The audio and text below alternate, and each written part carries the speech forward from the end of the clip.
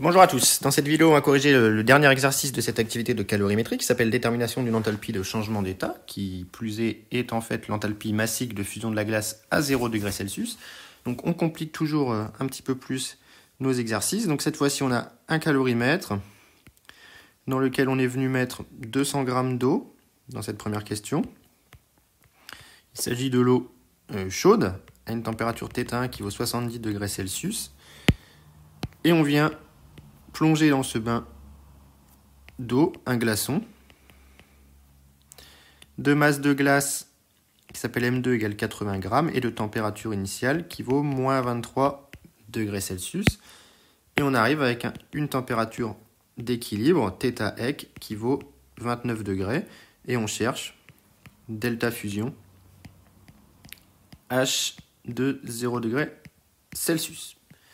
Donc voilà ce qu'on cherche et ce qu'on va calculer dans cette question. Donc, comme d'habitude, on prend comme système le calorimètre plus l'eau plus la glace. On a toujours notre premier principe qui s'écrit ici delta H égale 0, égale delta H calorimètre plus delta H de l'eau plus delta H de la glace. Delta H calorimètre, il est égal à C calo facteur de θ moins θ1 puisqu'il est initialement chaud. Delta H de l'eau, il est égal à la masse d'eau qui s'appelle M1 fois C de l'eau, la capacité massique, fois θ moins θ1. Car, attention ici, l'eau reste liquide. L'état final est monophasé liquide, puisqu'on nous donne la température de 29 degrés. On ne peut pas avoir de glace à 29 degrés sous pression atmosphérique. Et pour la glace, c'est plus compliqué, dans la mesure où eh bien, il se passe plusieurs choses pour la glace. On part d'un état initial où on a tout glace à θ2 égale moins 23 degrés Celsius. Et on arrive à un état final où on a tout liquide à θ égale 29 degrés Celsius. Donc ce qu'on va faire ici, donc ici on a changement de température plus changement de phase. Donc on ne peut pas calculer le delta H directement. On ne sait pas faire ça directement. Donc on va inventer un chemin fictif. H est une fonction d'état et ne dépend pas du chemin suivi.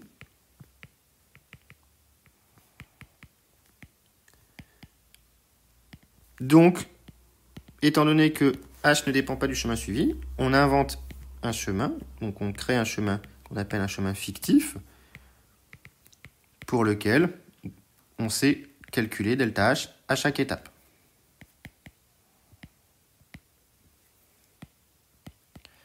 Donc faisons ça.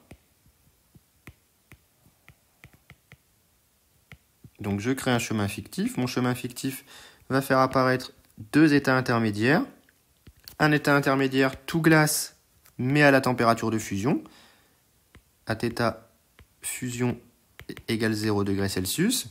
Puis, un état intermédiaire tout liquide. Toujours à θ fusion égale 0 degrés Celsius. Et ensuite, on revient. Donc, qu'est-ce qu'on aura fait dans ce chemin fictif? On aura ici un échauffement monophasé de solide. La glace est un solide. Ici, on a une fusion complète. Et ici, on a un échauffement, tout simplement, de liquide. Et donc, cette fois-ci, je sais calculer le delta H. Alors, en delta H égale delta H1 plus delta H2 plus delta H3. L'échauffement monophasé de solide, c'est la masse de solide à échauffer fois la capacité du solide, c'est-à-dire C de la glace ici, fois θ fusion moins θ2, plus la fusion complète, c'est M2 fois delta fusion. Et enfin, on réchauffe du liquide. Cette fois-ci, la capacité, c'est celle de l'eau. Et donc, voilà ce qu'on obtient. Pardon. Donc bilan, la somme des 3 est égale à 0. On se retrouve avec C calo, facteur de θ moins θ1, plus la masse 1 fois C de l'eau massique, θ moins θ1, ça c'est pour l'eau liquide et le calorimètre, plus la somme des 3 ici. M2, C de la glace, θ fusion moins θ2, plus M2, delta fusion H, plus M2, C massique de l'eau, θ moins θ fusion, égale à 0. Et on en déduit l'expression demandée de delta fusion, qui va donc s'écrire ici. On isole tout ce qu'il y a. Donc on factorise, ça va faire C calo plus M1 fois C de l'eau, facteur de θ1 moins θ plus M2 C de la glace, facteur de θ2 moins θ fusion,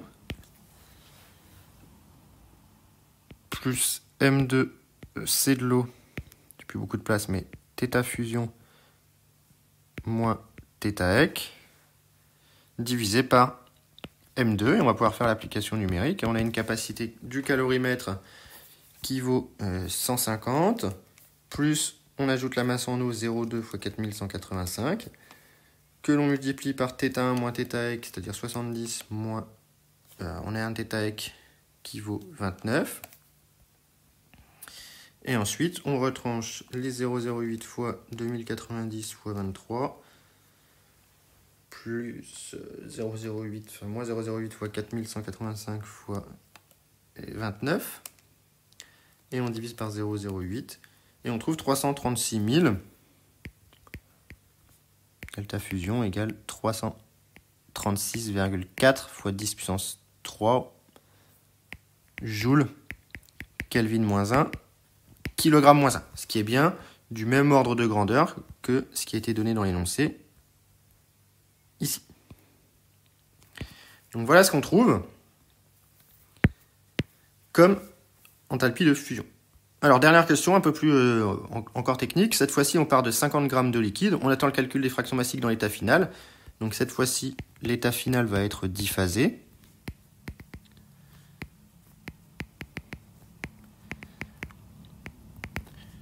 Et on cherche, par exemple, la masse de glace restante dans l'état final.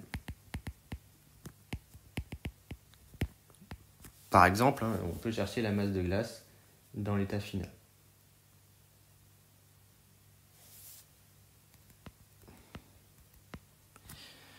Donc cette fois-ci, la glace, on a toujours delta H de l'eau plus delta H du calorimètre plus delta H du liquide qui est égal à 0 avec delta H de la glace, pardon. Avec delta H de l'eau qui est égal, on va commencer par le calorimètre, c'est le plus facile, qui est égal à C calorimètre fois θ fusion moins θ1. L'état final va être diphasé évidemment à θ fusion égale 0 degrés Celsius.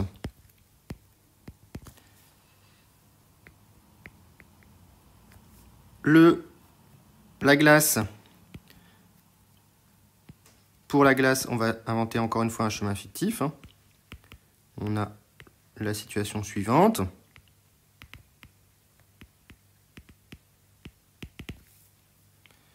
Donc on a, au départ, tout glace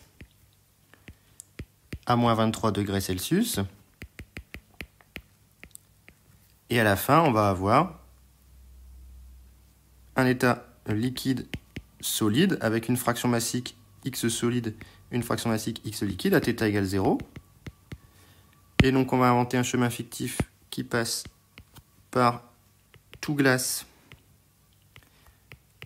à 0 degrés Celsius, puis une fusion partielle.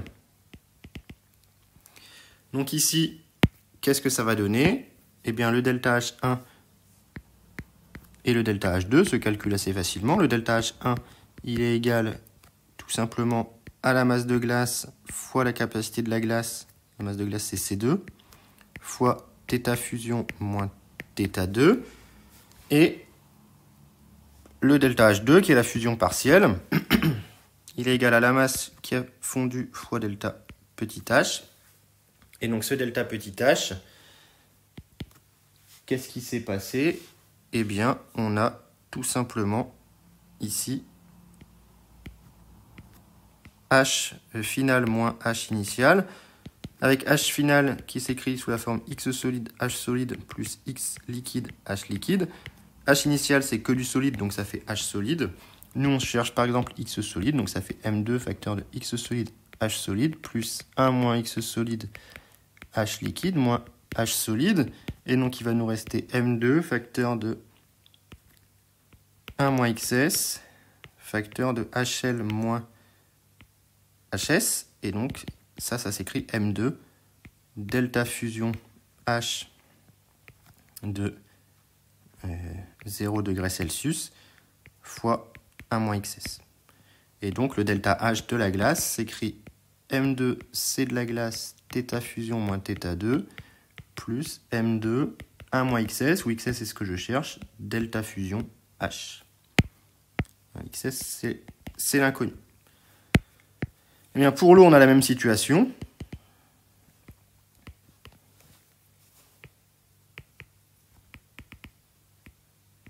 Donc, pour l'eau, on a la même situation, c'est-à-dire un refroidissement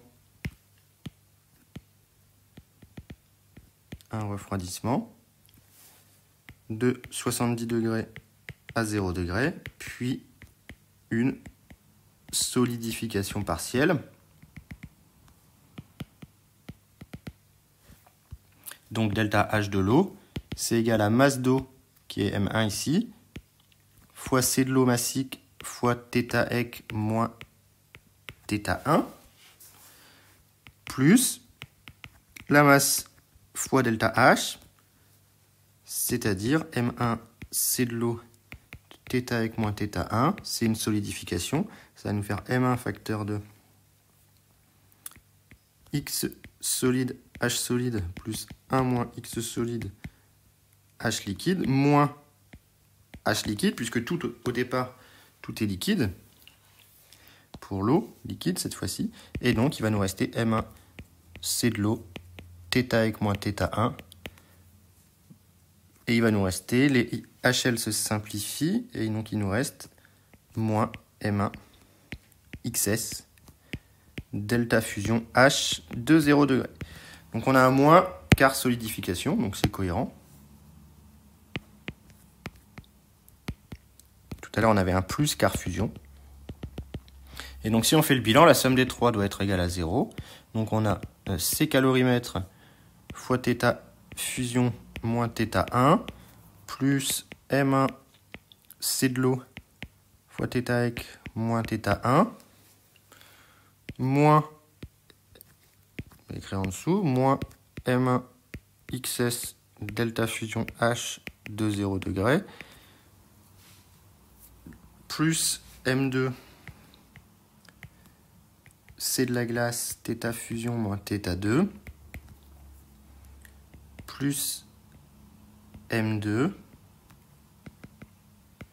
fois 1 moins XS fois delta fusion H qui est égal à 0, et on en déduit que XS est égal, alors on essaye de tout réunir ensemble.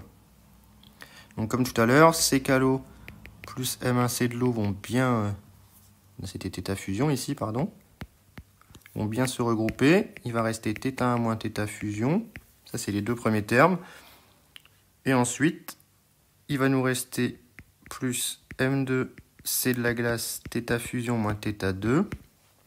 Je suis obligé d'écrire sur une ligne du dessous, moins M2 delta fusion H. Désolé, pas la place pour mettre tout sur une ligne. Et on divise. Le XS, il apparaît sous la forme de M1 delta fusion H plus M2. Donc M1 plus M2 delta fusion H. Alors je vais vérifier les signes, j'ai peut-être fait des petites erreurs de signes, étant donné qu'il y avait des moins sur les termes avec XS, on les passe de l'autre côté. Ça fait M1 delta fusion plus M2 delta fusion. Et donc en fait, il n'y a pas de moins ici. Donc ça fait θ fusion moins θ1 plus M2 C de la glace θ fusion moins θ2. Ça c'était juste. Plus M2 delta fusion. Et donc si on fait le calcul numérique, C calorimètre c'est toujours 150 plus 0,05 cette fois-ci fois 4185 fois moins 70 plus M2 ça fait 0,08 fois 2090 fois 23 plus 0,08 fois delta fusion, on avait trouvé que c'était 334 000. Et ça, on divise par 0,08 plus 0,05. Voilà. Divisé par delta fusion, 334 000. Et on trouve 0,125 comme fraction massique de solide. Et donc, X liquide égale 0,875. Donc voilà pour cet exercice. Évidemment, la partie numéro 4 est la plus dure de cette activité, mais j'espère que c'est resté à peu près compréhensible. Et comme d'habitude,